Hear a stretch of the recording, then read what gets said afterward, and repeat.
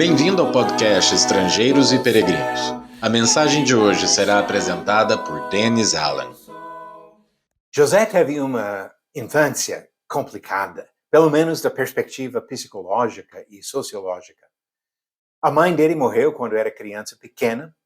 Seu pai teve muita dificuldade em viver com esta perda.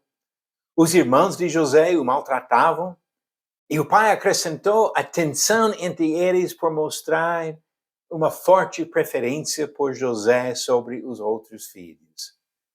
O ódio dos irmãos por José foi tão grande que aproveitaram uma oportunidade para se livrarem dele. Aos 17 anos de idade, este jovem foi vendido pelos próprios irmãos e se tornou escravo no Egito.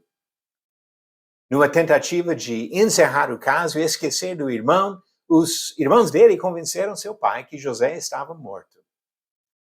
De fato, ele estava longe de casa, em uma terra estranha, rejeitado pelos irmãos e esquecido pela família.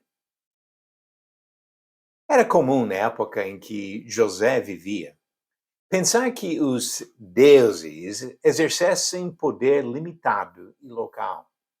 Até muito tempo depois de José, os gregos e romanos criaram sistemas mitológicos nos quais os diversos deuses tiveram poderes limitados sobre determinados aspectos do universo. Jonas, um israelita que viveu quase 1000 anos depois de José, também imaginava que os poderes de Deus teriam limites geográficos. E ele tentou fugir da presença do Senhor. Diante desses fatos, a fé de José se torna ainda mais impressionante. Longe da terra prometida aos descendentes de seu bisavô Abraão, no meio de um povo com seus próprios deuses e costumes religiosos, José não vacilou na sua confiança na existência e domínio de um único Deus verdadeiro. Como escravo de Potifar, um oficial do governo egípcio, José se mostrou íntegro e foi rapidamente promovido à posição de administrador geral dos negócios de Potifar. A mulher de Potifar viu este jovem atraente trabalhando dia após dia e tentou seduzi-lo. Mas José resistiu aos avanços dessa mulher e tentou acabar com esse problema de vez, explicando seus motivos. O relato disse, em Gênesis capítulo 39, versículos 8 e 9, ele, porém, recusou e disse à mulher do seu senhor: tem-me por mordomo, meu senhor, e não sabe do que há em casa, pois tudo o que tem me passou ele às minhas mãos. Ele não é maior do que eu nesta casa, e nenhuma coisa me vedou, senão a ti, porque és sua mulher.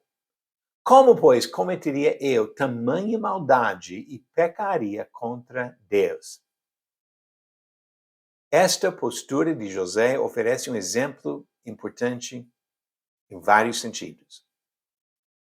José acreditou na soberania universal do único Deus. Se ele cedesse à tentação, mesmo longe da terra dos descendentes de Abraão, ele pecaria contra Deus. José acreditou em um padrão absoluto e universal de moralidade. Adultério é adultério em qualquer lugar. José não tentou justificar um pecado escondido.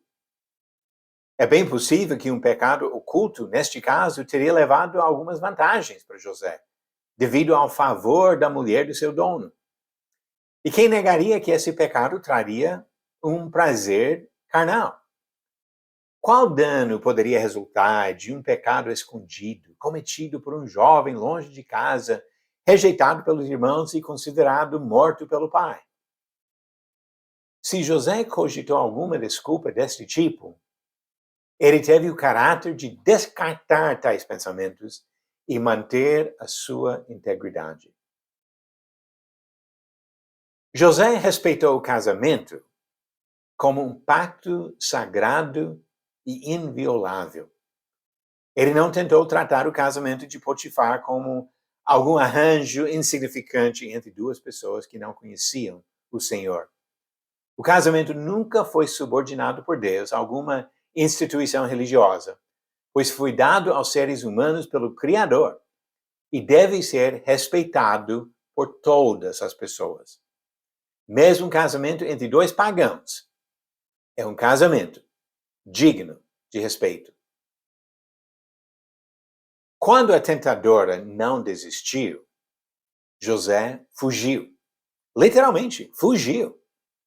Manter-se puro diante de Deus foi mais importante do que o emprego, a liberdade ou a própria vida, pois perdeu o emprego, foi preso e certamente correu risco de morte por causa da sua fé. José passou anos na prisão por um crime que não cometeu. Mas devido à sua fé, este homem foi abençoado e usado por Deus para salvar a nação israelita. Vale a pena ser fiel. Nossa pergunta de ontem foi: quantos anos tinha a filha de Jairo quando Jesus ressuscitou essa menina? Alternativas: A, 8 anos, B, 10 anos, C, 12 anos, D, 14 anos. A resposta correta? Alternativa C, 12 anos. Como diz em Marcos capítulo 5, versículo 42, imediatamente a menina que tinha 12 anos se levantou e começou a andar. Então todos ficaram muito admirados. E a pergunta de hoje: no deserto, onde Moisés costumava armar a tenda de encontro? Alternativas: A, longe do arraial ou acampamento. B, no meio do acampamento. C, entre o arraial e a terra prometida. Ou D, em uma plataforma elevada.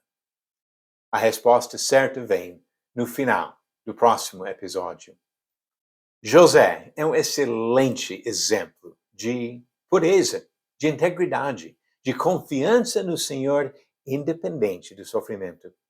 Uma coisa que me chama a atenção, lendo a história dele, passou por toda aquela aflição, sendo vendido, escravo, preso, mas Gênesis não relata para nós uma palavra sequer de reclamação por parte de José. Eu preciso enfrentar as dificuldades na minha vida com a mesma atitude de José. Imagino que você precisa fazer a mesma coisa. Porque nós queremos imitar bons exemplos e queremos continuar seguindo um caminho que leva à vida, a vida eterna na presença do Senhor. Obrigado por nos acompanhar nessa jornada pelas Escrituras. Volte amanhã para ouvir mais uma mensagem do podcast Estrangeiros e Peregrinos. Seguimos pelo mundo a viajar.